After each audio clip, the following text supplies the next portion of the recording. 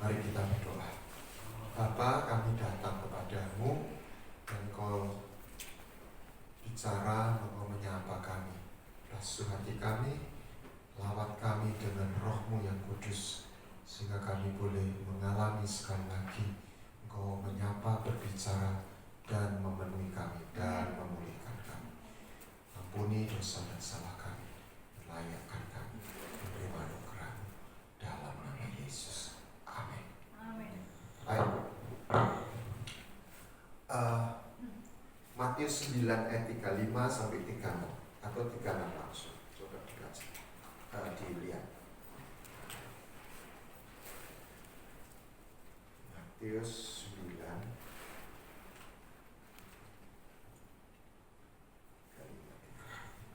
36. Melihat orang banyak itu, tergeraklah hati Yesus oleh belas kasihan kepada mereka, karena mereka lelah dan terlantar seperti domba yang tidak bergembala. Nah, saya coba katakan, ini orang-orang ini siapa? Orang-orang ini adalah orang Yahudi, orang Israel. Kalau hari ini saya konversikan apa? Orang yang percaya Tuhan. Amin. Bahkan umat Tuhan, punya hukum Taurat, punya perjanjian. Jadi kita harus tahu namanya de jure dan de facto. Seringkali orang bingung dengan mendengar de jure, tetapi tidak bisa menjadikan de facto. De jure itu apa? Yang tertulis seperti itu. Seperti yang tertulis, makanya firman itu adalah hypostatic, hipotesis, substance. Dia bukan hanya tulisan. Sebenarnya dia itu adalah firman adalah roh yang menjadi satu bahan untuk menjadikan realita. Jadi kalau dikatakan aku Tuhan penyembuh, itu bukan kata-kata semata, tetapi kenyataannya kan kita pernah mengalami sakit, dan dalam realitanya sebagian orang Kristen sakit gak sembuh. COVID ini menggoncang teologi. Apakah firman itu salah? Tidak. Nah, ini kembali. Mereka tuh capek, mereka tuh lelah menghadapi, melewati hidup. Padahal mereka umat Tuhan. Betul ya? Mereka percaya Tuhan. Kalau saya coba bayangkan, mereka juga rajin berdoa. Kenapa mereka lelah dan capek? Makanya kita harus melihat Yesus itu tidak hanya satu sisi. Kalau orang punya karunia melihat atau apa, bicara tentang surga, bicara tentang mujizat, itu salah. Itu tidak salah. Tetapi kita ini manusia yang hidup di bumi. Jangan lupa bumi. Katakan amin. Amin. Anda masih manusia yang hidup di bumi. Dan Yesus tidak membawa kita ingat surga lupa bumi. Tapi sebaliknya tidak sibuk dengan bumi dan apalagi dunia, lupa surga. Dia itu anak manusia. Dia anak Allah, dia anak manusia. Jadi apa yang dilakukan Yesus? Yesus itu Injil. Apa salah satu maknanya? Anak Allah yang di surga berinkarnasi menjadi anak manusia, supaya kita ini anak manusia mengalami sebuah sentuhan, jamahan, kepenuhan, kekuatan sebagai anak Allah yang mampu akses dengan surga. begitu. Dan Yesus melewati hidup ini sebagai anak manusia supaya memberikan satu gambar bagaimana melewati hidup sebagai anak manusia. Saya makin diyakinkan Injil itu disebut berita baik, bukan hanya pengampunan. Salah satu bicara Paskah. Paskah itu kematian dan kebangkitan Yesus, tetapi secara tipologi sudah dimulai dengan peristiwa keluarnya bangsa Israel keluar dari Mesir. Nah, selalu ditekankan lepas dari cengkraman perbudakan kuasa kerajaan Mesir. Ini bicara kuasa maut, kuasa dosa, kita dibebaskan. Betul? Anda tiap kali pasang kira-kira dengarnya seperti itu. Saya mendapatkan begini, biarkan umatku pergi, Israel itu anakku. Biarkan umatku pergi supaya mereka beribadah. 2 poin yang saya mau soroti. Yang pertama, zaman itu Mesir itu yang dianggap dewa Fir'aun. Fir'aun itu dewa. Tapi kalau mati nggak berani sendirian, aneh. Minta ditemenin. Tapi ngakunya dewa. Kuasanya kayak dewa. Omongannya pokoknya itu undang-undang. Level kedua, bangsawan-bangsawan yang di istana. Itu baru manusia. Dan itu terjadi zaman sebelum revolusi Prancis. Yang mana panggung itu bangsawan-bangsawan. Rakyat itu tidak ada hitungan. Itu kira-kira Indonesia orde baru seperti itu. Kita ini pelengkap penderita. Rakyat itu pelengkap penderita. Israel apa? Bukan cuma rakyat, budak di bawah lagi. Tapi Tuhan semesta alam berkata, Dia anakku. Ini gila benar. Enggak ada dewa berkata sama manusia, kamu anakku. Enggak ada. Budak. Ngabdi. Mati. Lupa. Tak bawa sesajen. Buku. Tapi Tuhan semesta alam yang disembah oleh Abraham, Ishak, Yakub, Musa. Engkau anakku. Bangsa. Jadi Injil itu bukan tidak hanya berita pengampunan. Berita yang membuat kita tahu, mengalami kita ini berharga. Amin. Yes. Amin. Dan ini adalah hakikat yang paling dibutuhkan kita sebagai manusia. Yes. Ayam nggak butuh. Anjing disayang suka. Nggak disayang, ya nggak apa-apa, hidup. Manusia nggak bisa. Yang kedua, supaya mereka beribadah. Apa arti ibadah? Kejadian pasal 10, Fir'aun udah bilang pergi semua, tinggalin domba kambing. No. Jadi kalau cuma lepas, saat itu Musa berkata, deal, kita bebas. Tapi enggak, kita nggak bisa pergi tanpa ternak, karena ini jadi korban untuk untuk beribadah. Apa ibadah? Mesbah. Terus apa? Keluaran 29 ayat 46. Aku Tuhan Allah yang membawa bangsa engkau keluar dari Mesir. Yahweh Elohim, bahasa asli, bukan Allah. Yahweh Elohim membawa mereka keluar. Engkau keluar dari tanah Mesir supaya aku boleh apa? Tinggal. Hadir. Coba. Kenapa kembali Matius 9? Kenapa mereka capek? Mereka melewati hidup itu tidak mendapat satu tempat peristirahatan. Tidak tidak menemukan dwelling places. Kita hidup kalau nggak menemukan itu, capek. Hidup ini too many things. Itu painful.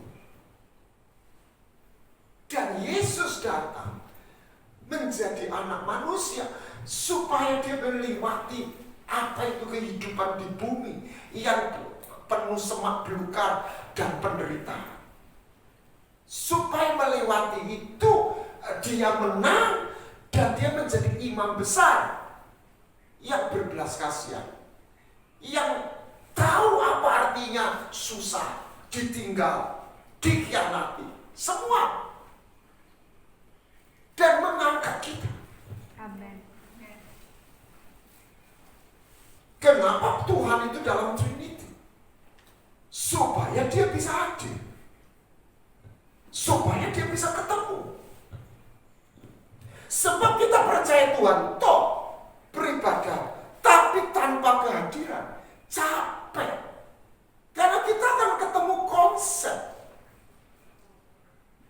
kita nggak ketemu pribadinya, kita nggak pernah ketemu zat kehidupannya, sayimnya itu. Allah mengaruniakan hidup. Sebenarnya kalau dibaca yang benar begitu, bukan hidup kekal. Masuk neraka juga kekal, gitu. Kita ini terjebak hidup kekal. Orang masuk neraka juga kekal, tidak hilang. Setuju? Kita ini kekal. Arti hidup kekal itu hidup. Dan hidup itu ada di dalam anaknya. Barang siapa memiliki anak, itu menarik. Bukan barang siapa percaya, memiliki anak. Dia memiliki hidup. 1 Yohanes 5 ayat 11-12. Nah, kenapa? Karena kehidupan ini kita nggak bertemu dengan zona netral. Kita ketemu dengan kuasa dosa dan kuasa maut. Yang pertama dosa dulu. Saya nggak bicara perbuatannya. Dosa membuat kita terpisah. Keterpisahan itu tanpa ada yang menyakiti, itu sudah sebuah penderitaan. Kenapa? Kehampaan, kekosongan, ketiadaan cinta, ketiadaan martabat. Kenapa kemiskinan itu menyakitkan? Karena dalam masyarakat, apalagi yang sekarang masyarakat makin materialistis, dan susahnya penghargaan keuangan atau sosial itu masuk gereja pun ketemu juga, gitu. Orang nggak usah rohani kalau kaya, mungkin banyak yang nyopok. Gitu. Orang rohani kalau mungkin kan, ya itu emangnya lu siapa? Itu nggak berlaku untuk satu semua lini. Hari ini uang itu menjadi sebuah kekuatan yang ini saya nggak ngomong. Jadi ada politik, ada agama, ada agama, politik.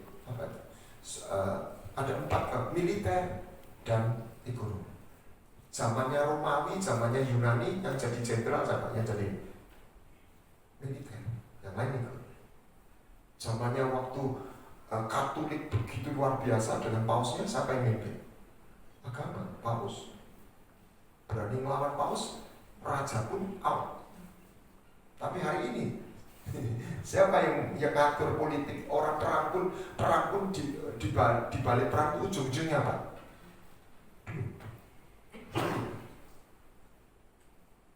Dan manusia makin lama makin dihargai dengan uang. Di balik ketiadaan uang itu bukan sekedar nggak ada uang, tapi orang tidak menghargai dalam sosial. Tapi ketika dia bertemu dengan Tuhan, dia menemukan nilai dirinya. Jangan tunggu kaya dulu. Lihat keluhannya Ayub. Coba kita lihat. Ini yang disampaikan Ayub. Ayub itu jadi miskin, dari kaya jadi miskin. Lihat apa yang dikatakan. Jadi pedang, kelaparan, sampai. Saya mulai kelaparan, ya kelaparan. Ini penderitaan hidup. Ayub 19 ayat 13 sampai 21, saya nggak baca semua. Saudara-saudaraku dijauhkan daripadaku, kenalan-kenalan tidak lagi mengenal aku. Terus, ya, ini saudara. Kalau aku memanggil budakku, ia tidak menyaut. Aku harus membujuknya dengan kata-kata manis. Nafasku menimbulkan rasa jijik kepada istriku, dan bauku memualkan saudara-saudara kandungku. Bahkan anak-anak pun menghinaku. Apa penderitaan? Bukan rumah sakit, dihina. Manusia ini butuh marah.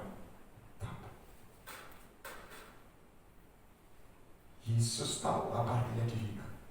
Baca Mas Yesaya 53. Dia orang yang penuh penderitaan, acquainted with suffering, man of sorrows. Makanya dia berbelas kasihan. Dia tahu apa artinya sakit. Apa artinya disakiti. Pedang, kelaparan, sabar. Katakan, pedang, kelaparan, sabar. Dia membawa Injil, bukan hanya surga, supaya kita ini menang melewati pedang, kelaparan, sabar. Untuk menang Anda butuh kekuatan. Selain pertolongan, itulah Kristus di dalam kita. Tetapi yang perlu dijelaskan, Kristus di dalam kita ini bisa terpenjara. Realitanya tidak banyak orang Kristen mengalami kepenuhan. That's the fact. Saya justru approach-nya dari yang negatif dulu. Katanya Kristus di dalam kita, nyatanya kok tidak begitu. Kenapa? Gitu. Ada yang salah, apanya yang salah? Jadi itu seperti orang tanahnya tuh ada emas, tapi dia kelaparan, dia utang-utang, padahal di bawahnya tambang emas. Masalahnya nggak berhenti di bawah kita ini ada tambang emas. Bagaimana punya teknologi untuk mengeluarkan emas itu keluar? Yes, amin. Nah ini yang jarang dibahas. Nah, saya tunjukkan rasa sakit. Ini relatif, ini realita hidup. Mulai pedang, Daud menghadapi pedang. Bayangkan anaknya sendiri mencoba membunuh dia. Betul? Nggak usah kalah, menang aja sakit. Anda mau dibunuh sama anakmu, itu perasaannya kayak apa? Maka dia nangis. Nah, Daud ini juga tidak cerdas sama anak. Dia bilang, orang muda, tolong urus orang muda. Dia nggak pernah panggil Absalom untuk anakku. Waktu mati baru panggil anakku. Persis filmnya Police Story. Ajo, pernah lihat? Itu saya bilang gila, ini story ini dapat ide dari Absalom. Cerita Alkitab. Si Ajo ini nembak pelor kosong kan. Dia itu cuma minta dibunuh. Papa benci sama aku. Waktu dia ditembak sampai sniper karena dia coba nembak. Baru si bapak itu, anakku telah. Itu yang dialami Daud. Sakitnya kayak apa? Anak sakit hati sama bapak. Tapi saya punya cerita, dan itu realita, true story. Seorang ayah yang punya 3 anak, 2 pria, 1 perempuan. Dia begitu bangga dengan anak laki yang sulung, orang Chinese, dengan budaya Chinese. Kalau makan, yang sulung ambil dulu, sampai begitu. Zaman dulu itu kayak begitu, putra mahkota. Nah kok delala, yang sulung ini pinter, yang tengah gak sepiro pinter, tambah bangga, masuk ITB. Bayangkan, sekolah di Belanda, Teknik Hogeschool, TH, zaman tahun berapa itu? Terus saya lihat mereka tinggal di sana. Hampir setiap tahun bapak ini ke luar negeri. Dari Belanda pindah ke Jerman. Dia menguasai 4 bahasa, Jerman, Inggris, Belanda, Mandarin. Dia bisa ngajar di Cina sana. Termasuk bisa bahasa Indonesia. Ini orang pintar. Saya lihat tiap kali bapak ini ke luar negeri nyambangi. Tapi si anak nggak pernah datang ke Indonesia. Bapaknya yang sana. Saya juga nggak mikir. Lama satu hari bertambah tua dia kena kanker paru-paru. Pak diobati nggak bisa. Divonis umurnya tinggal berapa bulan. Mantunya tanya, Pak, Bapak ini umurnya udah nggak lama. Gimana dengan anakmu yang di luar negeri? Apa nggak dikasih tahu? Saudara, saya dengar ini berhenti. Jangan sebut nama itu lagi. Aku nggak mau dengar nama itu. Seorang ayah yang begitu sayang sama bapak anak, yang begitu bangga dengan anak, tapi dia dikhianati, dia terkhianati. That is life. Dan Yesus datang, yang disebut Jehovah Rabbah, Tuhan yang menyembuhkan, untuk hal seperti itu.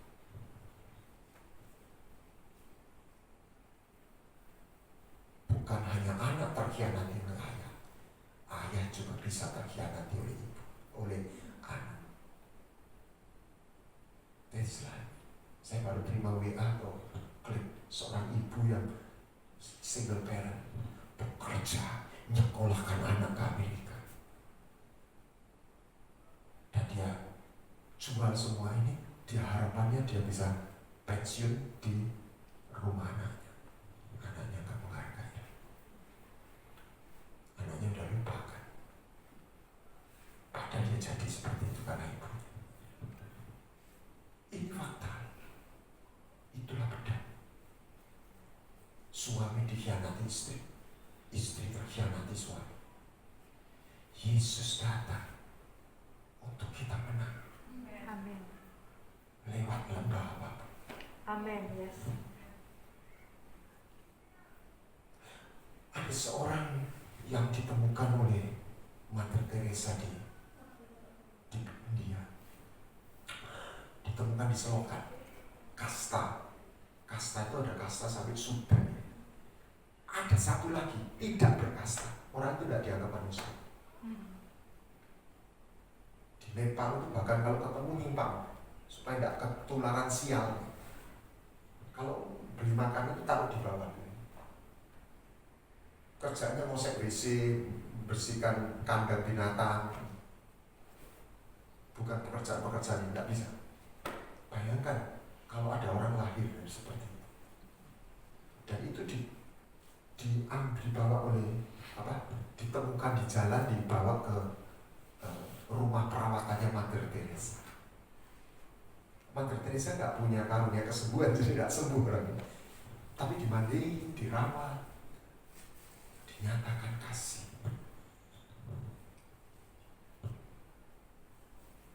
Terus dia itu matinya guyu. Saudara, waktu ditanya sebelum mati, betul dia nggak bisa mati, ya nggak bisa. Kamu mengalami apa? Waktu saya ini seumur hidup kayak binatang, nggak punya status, nggak punya martabat, nggak punya nilai. Tapi hari ini saya merasa jadi manusia. Bahkan saya lihat Tuhan itu cinta sama saya. Matinya guyu. Ada konglomerat matinya gini.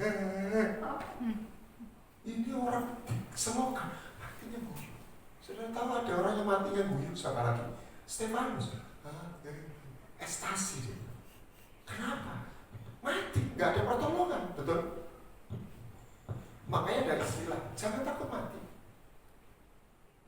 Katakan amin. Semua orang mati, tinggal kapan? Nggak berani ngomong. Lu saya dengan usia sekarang ini merenungkan mati. Mati apa? Saya paling tidak kalau secara logika sudah 2/3, tinggal 1/3. Anda baru lihat tuh, Pastor Samuel baru ngomong kok garis tipis. Masalahnya bukan soal mati, itu masuk alam roh yang mana. Saya bukan tidak percaya, tapi dalam doa, dalam dialog batin, saya bilang, Tuhan, sungguh saya minta, saya sungguh bawa aku masuk dalam kerajaan. Rekan saya Pak Roni Tirto Bisono sudah bukan. Anda boleh dengarkan, itu bagus sekali kesaksiannya. Udah buka di rumah sakit, tiba-tiba internetnya tuh dia lihat puluhan malaikat itu dekat sekali. Dan dia lihat, mari kita sambut kedatangannya. Saya guyu, saya dengar cerita, wih, awakmu mesti celuk ya Pak. Lu kok rasido ini ya? Ada yang lebih keren lagi, dia mati disambut Yesus. Wah, tapi paling dikit dia disambut malaikat.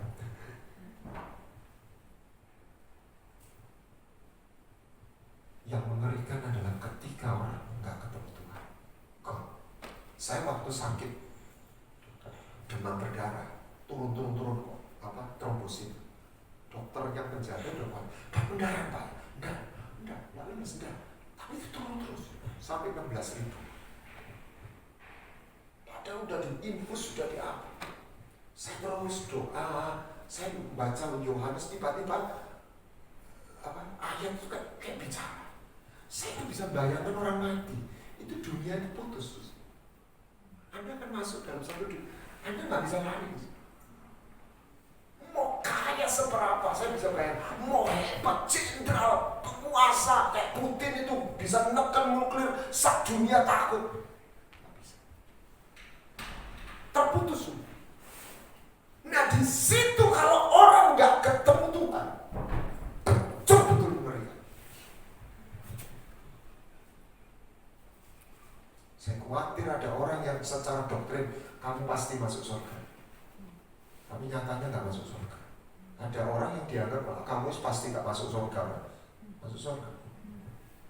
Orang di samping kanan Tuhan Yesus mungkin nggak pernah ada ngomong masuk surga, tapi detik terakhir dia masuk surga. Betul? Makanya saya katakan jangan berhenti pada doktrin, konsep agama, temukan wujud. Amin. Tuhan itu sendiri. Amin. Gimana Bapak ini bisa sembuh? Ketika dia mengalami, kamu sudah melakukan, dan itu menjadi persembahan. Walaupun orang ini mengkhianati,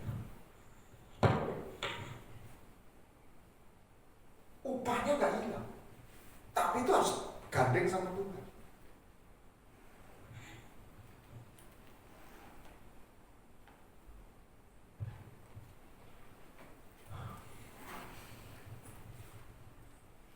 Kelaparan, sakit penyakit.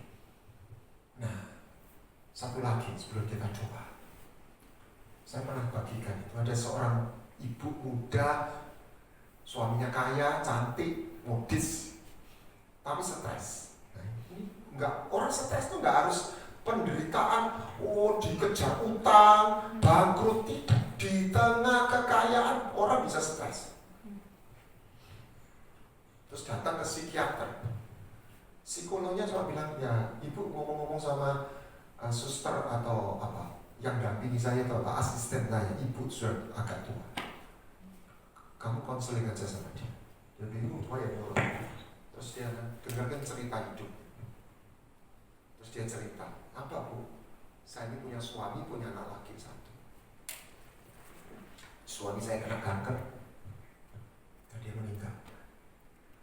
Seminggu kemudian anak saya meninggal karena kecelakaan. Suaminya mati, anak laki satu-satunya mati. Saya sudah gak punya gaya hidup. Saya masuk kerja pulang sebagai orang gini aja, sebagai orang masuk, dan satu hari di musim dingin ini cerita salju, dia masuk pulang ke rumahnya, ada kucing kedinginan, kelaparan. Waktu dia nggak peduli udah. Dia buka pintu, kucingnya nyerobot masuk. Wah, meow meow ada. Kamu tak ada? Kita tahu ya kucing kalau ngalem dan minta meow meow lain sama anjing ya. Lebih ngalem lagi. Nah, dia ambilkan susu. Dia duduk di sofanya terus piring susu dan kucing itu minum susu yang dia kasih itu. Cok sampai kenyang terus setelah itu meow meow di kakinya. Manja gitu ya. Dia lihat kakinya digeluti sama kucingnya terima kasih sama dia. Tiba-tiba dia ketawa. Kaget ya. Dia udah berbulan-bulan nggak bisa guyu.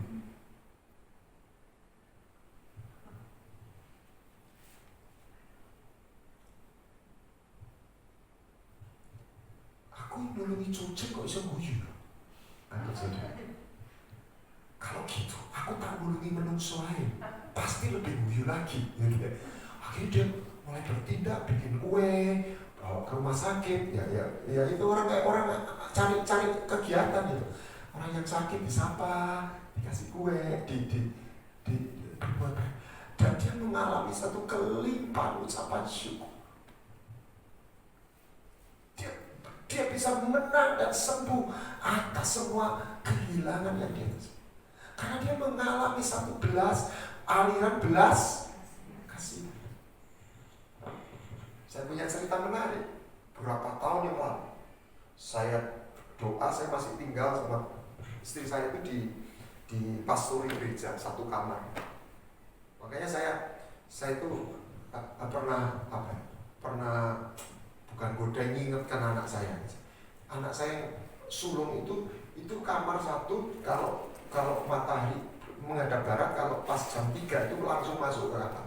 Nggak ada Shelly tahu ya. Langsung ke sini.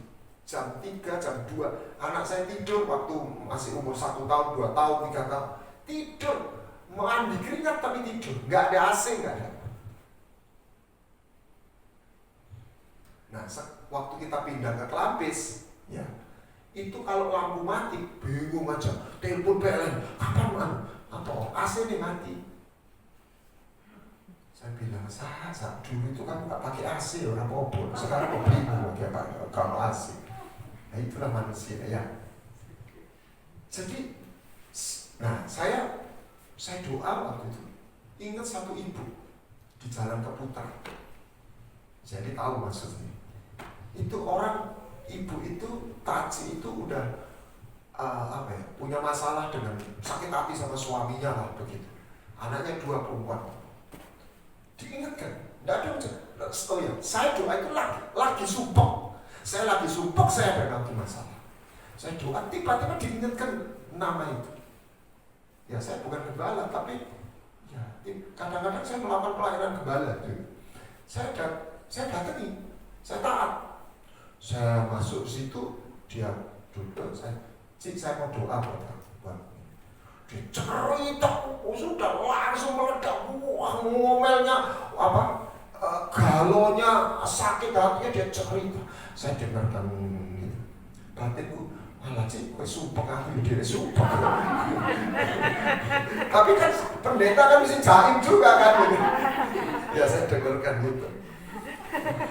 Selesai. Jadi Anda itu anak-anak jangan tunggu kuat gitu ya. Selesai, oke. Kan selesai berdoa. Nah, waktu saya berdoakan dia, yang saya sumpok sama sumpoknya ini gitu ya, Tuhan menjamah dia. Tapi karena saya berdoa, saya dilewati.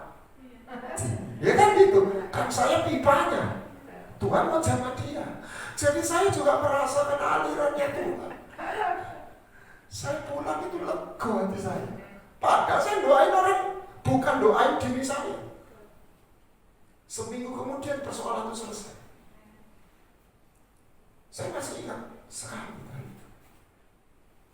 Jadi ketika kita berhenti mengurusi diri kita, ego kita terlalu serahkan sama Tuhan. Gini, saya punya istilah dari Bill Johnson bagus. Urusan nanti kita mati masuk surga, orang mati masuk surga, itu urusannya Tuhan. Kita perlu nyamarkan keselamatan. Karena dalam kepercayaan yang lain, semua orang mati itu turun ke dunia orang mati. Yesus yang berkata, Allah maut tidak berkuasa. Orang tahu itu kayak Hercules loh, itu pacarnya itu kan masuk Hades, dunia orang mati. Tetapi tugas kita, jadi kita nanti masuk surga itu adalah bagiannya Tuhan bawa kita ke surga. Bagian kita bagaimana menyediakan tempat landing ke satu tempat agar surga itu turun di dalam hidup kita. Bagaimana kerajaan surga itu hadir dalam hidup kita. Itu tugas kita. Sebab ketika surga itu datang, maka air pahit itu berubah. Amin. Padang gurun itu diubah menjadi tempat subur. Amin. Amin. Karena kerajaan surga itu bukan hanya di atas, di bumi, dan bukan cuma kata-kata, bukan teologi, bukan sebuah konsep, kuasa. Amin. Amin. Yes. Makanya kenapa orang itu capek? Karena gak alami kehadiran. Punya doktrin, punya.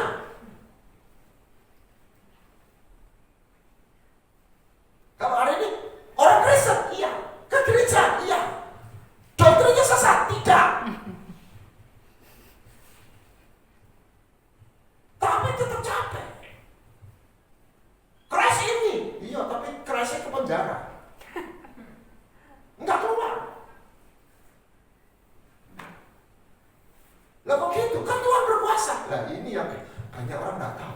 Tuhan itu janjiannya dia sudah memberikan hak bebas, free will.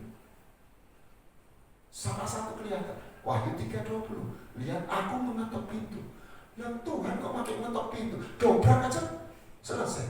Tapi dia mengetok pintu. Itu Tuhan itu nggak paksa. Kenapa kita perlu berpuasa? Kenapa kita perlu mengampuni? Supaya kedagingan itu ketika dipotong, pecah, Tuhan itu bisa keluar. Amin. Yes. Itulah biji. Biji itu mati, itu kata mati apa? Pecah. Pecah itu baru keluar. Yes. Ketika dia menemukan iman, ketika dia menemukan belas kasihan, ketika dia menemukan kerelaan, ketika dia menemukan persembahan, dia bergerak, teraktivasi. Yes. Dan ketika dia hadirnya di mana?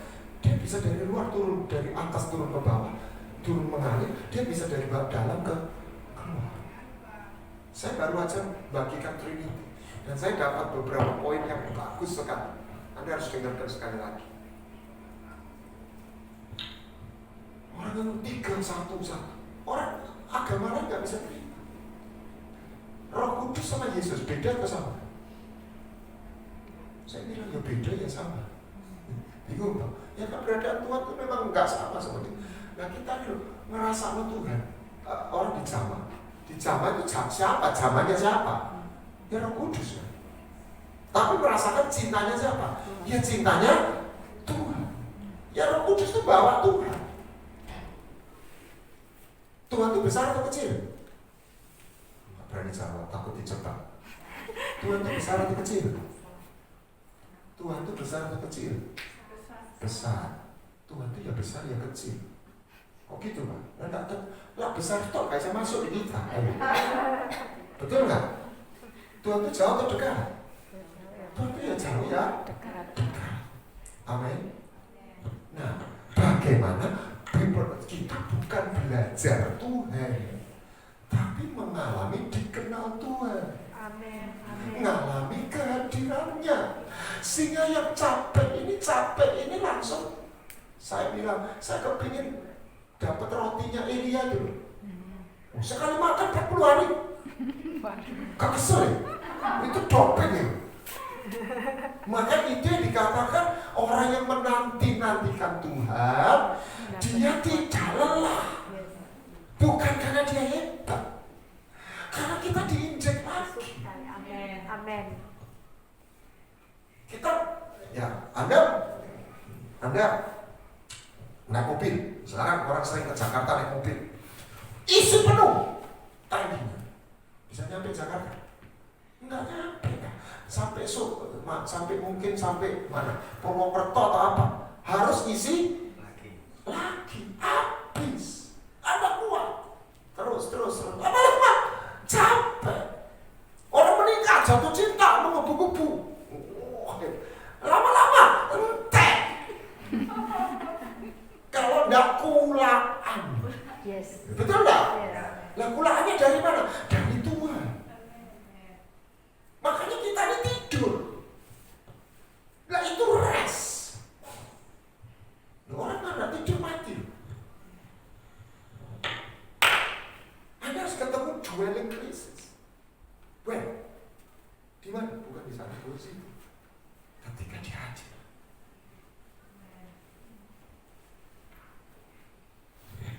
Kapan? Ketika dia menemukan bicara tempat landing.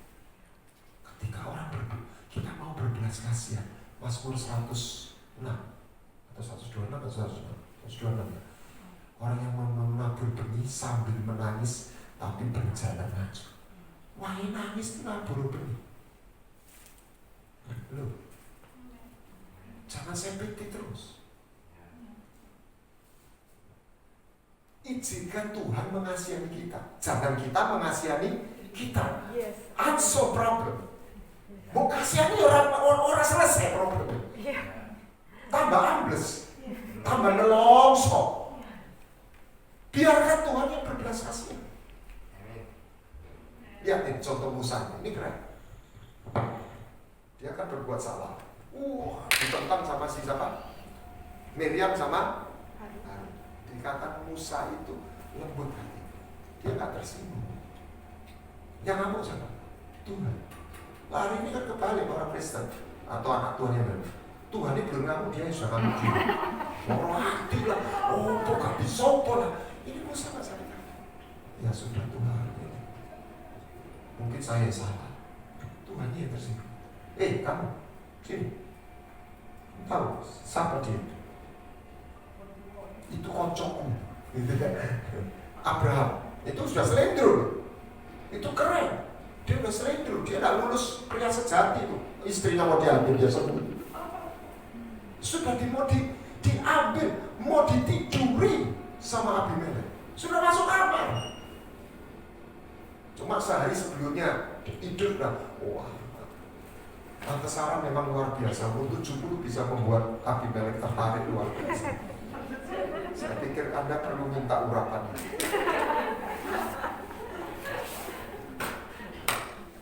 Apa yang terjadi? Tuhan yang datang. Melek, gitu ya kira-kira. Mungkin Tuhan bilang Raja Abimelek, enggak. Melek, Melek. Ya Tuhan, dalam mimpi itu. Kamu tahu nggak tamumu? Kamu lihat dapat tamu? Iya. Siapa? Dia itu Abraham. Terus, kamu tahu nggak perempuan yang dibawa? Oh iya. Siapa? Oh iya. Katanya adiknya. Ngaco. Tak kasih tahu. Itu bojone, itu adiknya. Tamumu itu koncoku. Ya kira-kira begitu ya. Iya tak? Sahabatku, lu berani nyentuh istrinya? Gua gampang. Gila ya. Ini keren banget. Sampai dia mundur-mundur. Kamu gak ngomong ya, itu istrimu. Sampai kurang sedikit aku tuh berdosa. Ini raja loh, punya tentara. Abraham gak punya tentara. Takut. Itu salah satu manifestasi man of faith. Ini yang kita perlu belajar. Dimulai dari pengen hampirnya Tuhan. Ketika melihat harta, itu harta kau pengen. Kalau lihat Tuhan itu harta, kau pengen. Amin. Tuhan hampirnya kau hadir. Nah, tahu pupuk kompos, bentuk pupuk kompos itu tainya sapi saya baru dari Ponorogo. Ini kotorannya tuh jadi limbah dibuang di sungai. Dan kotoran sapi itu nggak bisa langsung dari pupuk, harus dengan apa? Larutan bakteri yang menguraikan, betul ya? Jadi kotoran jadi pupuk. Saya mendapat gambaran hadirat Tuhan. Itu ketika hadir, itu seperti bakteri temuan. Rasa pahit, sakit, itu diurai menjadi sebuah sesuatu yang berdamai sejahtera. Nggak kelihatan, tapi kok bisa rasakan. Amin. Makanya caranya sebenarnya simpel. Undang dia. Jangan berusaha mencintai dia. Kita nggak bisa. Jangan mencintai dia dengan kedagingan. Banyak orang yang mengabdi sama Tuhan dengan kedagingan. Hasilnya bunuh orang, musuh orang, benci sama orang. Itu pinternya setan. Nah, benci itu tidak mungkin ketemu Tuhan, karena benci itu manifestasinya setan. Makanya Tuhan menuding ahli Taurat apa? Ini orang ahli agama, rohaniwan, doktrinnya benar, betul? Tapi Tuhan bilang apa? Dalam secara roh, kamu anaknya setan, kamu anak iblis. Kenapa? Kamu mau membunuh. Ini sedang terjadi di Indonesia. Ngeri sekali. Saya nggak bicara agama, itu terjadi dalam Tuhan Yesus. Dan itu agama yang benar. Hukum pengikut Taurat. Agamanya dari Musa. Tapi setannya masuk di situ. Kenapa? Tidak kenal Tuhan dalam agama, tidak mengalami kehadiran Tuhan. Ingat, Yesus lahir, ini kalau secara teologi kelihatan 300 atau 400 tahun. Kitab terakhir perjanjian lama apa? Maleakhi. Itu jaraknya 400 tahun. Tidak ada nubuat, tidak ada kunjungan Allah, tidak ada kunjungan roh, tidak ada nabi muncul. Israel tidak jadi sekular, justru menjadi sangat religius. Tapi no visitation. Tidak ada kehadiran Tuhan. Sehingga mereka jadi sangat beragama, tapi tidak tanpa Tuhan. Apa akhirnya? Mereka menjadi pengikut agama, pengikut Taurat, bukan pengikut Tuhan. Jebakan Batman-nya di situ. Nah, sekarang fokuskan, lupakan yang namanya agama, lupakan. Tuhan, aku mau kepingin kau. Aku pengen kau hadir. Aku pengen kau aku ngalami kau. Aku pengen kalau kau hadir. Ini saya nggak siap nanya. Pada gurun menjadi mata air. Yang pahit jadi manis. Budak yang miskin berkata aku kaya. Ya, tidak harus kaya secara jasmani. Anyway, kita tidak kekurangan. Tapi kan saya tahu aku berharga. Yes, amen. Yang lemah berkata aku kuat. Gereja mula-mula kenapa orang berani menantang maut? Bukan karena dilatih militer, karena cinta, karena kehadiran. Amen. Amen. Jadi doa kita bukan sediakan tempat landing. Elia bisa mengundang api dari surga gimana? Tuhan, enggak cuma gitu. Bangun mes, naikkan kor, manggil nama Tuhan. Biarkan dia mengasihi kita, tapi kita menyediakan hati, iman, percaya, rela, mau mengampuni. Ini ketetapan. Siapa yang mengampuni dosa orang lain, dosanya diam. Siapa yang tidak mengampuni dosa lain, dosanya tidak. Dia nggak bisa hadir kalau kita tidak mampu. Padahal bagaimana bapak yang dikhianati itu? Orang bisa pahit karena orang bisa pahit karena keadaan, seperti ibu yang suaminya mati dan anaknya mati. Di Mazmur 107 ada orang-orang yang masuk dalam maut karena kelakuan orang berdosa, disakiti, tersakiti. Oke, kita percaya dia tidak anggap kita ini budak, anak. Amen. Anak boleh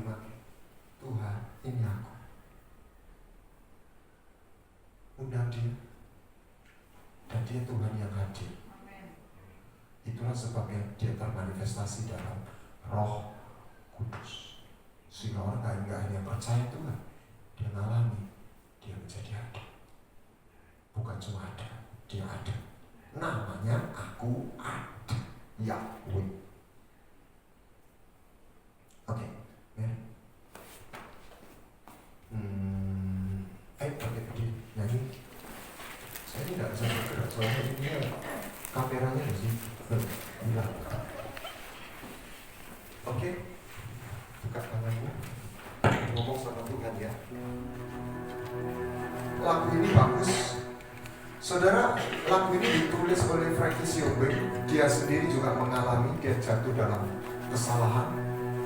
Dan dia yang menyakitkan, dia dimusuhi sak komunitasnya, disiwak. Ya memang ya nggak salah yang nyiwak. Sampai dia lari ke mana? Ke Bali. Tapi saya lihat apa ya? The amazing of grace. Saya nggak katakan apa yang tindakannya itu benar. Tapi Tuhan sekarang itu dia punya komunitas ya, orang-orang yang gagal, orang yang mengalami problem.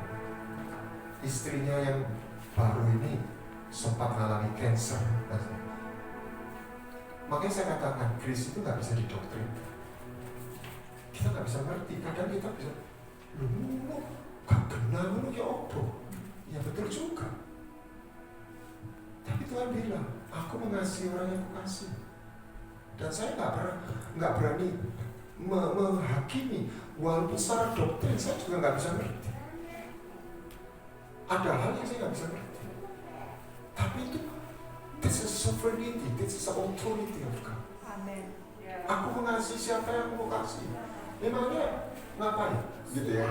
Kayak yang apa? Orang pekerja kebun. 1 jam yang lain protes.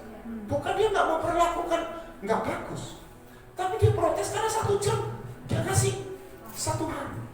Loh, itu kan duit-duitku dia. Itu Tuhan. Bukan berarti dia tidak mengalami makan buahnya. Dia mengalami buahnya. Daud mengalami makan buahnya. Tapi cinta Tuhan nggak hilang hanya karena kesalahan. Cintanya Tuhan sama Frankie Siobe nggak harganya. That's amazing. Cinta yang seperti itu sedang ada di depan kita, di dalam kita, sedang mau dialirkan dalam hidup kita. Tinggal Anda mau. Yuk kita doa, panggil Dia Bapa. Ini aku, jamah kami Tuhan, lawat kami. Tuhan, kami capek kalau kami jalan sendiri. Kami gak mampu. Banyak hal yang membuat kami marah, kecewa, lelah. Roh Kudus, Engkau penuhi kami dengan kehadiran-Mu, melawat kami. Kau selalu hadir saat aku rindukanmu. Kau yang selalu setia menopangku dengan kasih setia.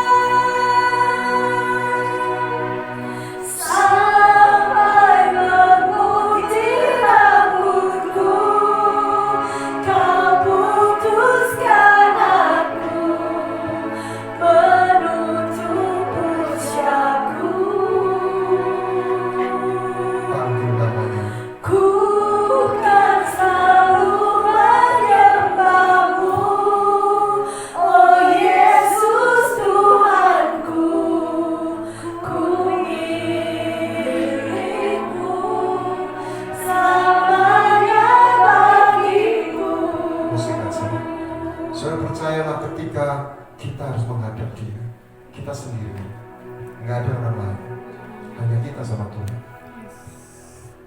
Mainkan lagu itu, musiknya. Dan sesuatu yang mengerikan ketika kita nggak ketemu Dia. Tetapi kita nggak hanya ketemu Dia waktu kita meninggal dunia. Mainkan musiknya. Sekarang panggil Dia, Bapa, ini aku. Aku mau percaya apa yang Dia minta pertama kali.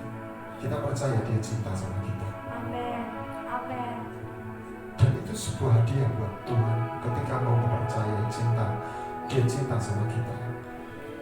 Dan ketika kau percaya Dia menemukan iman, kasihnya hadir dalam hidupmu, dalam hatimu. Kau rasakan? Panggil namanya. Panggil namanya. Oh, Ramadaka, Bertaka. Setelah Dia, ya, angkat suara.